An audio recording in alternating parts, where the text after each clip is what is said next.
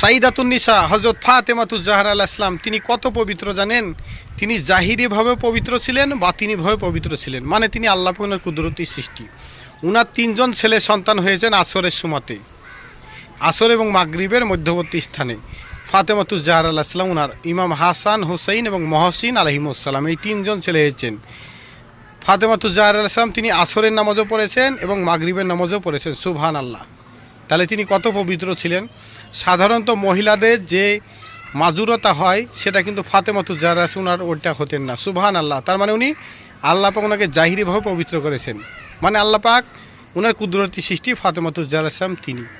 এজন্য আল্লাহ পাক কুরআন শরীফে বলেছেন যে হে আহলে বাইত, আপনাদেরকে আমি পবিত্র করার মতো পবিত্র করেই সৃষ্টি করেছি। সুবহানাল্লাহ। তো ফাতেমাতুজ জাহরা ওনার একখানা শান মর্যাদা বিশেষ। এটা নবীজি বলেছেন তোমরা আমার মহব্বত পেতে হলে আমার আহলে বাইত উনাদের মহব্বত করো, আর যে যাকে মহব্বত করে তার কথাই সে বেশি বলে। এজন্য মুসলমানের দায়িত্ব কর্তব্য ফাতেমাতুজ জাহরা ওনাকে মহব্বত করা এবং উনার বেশি বেশি আলোচনা করা। আমিন।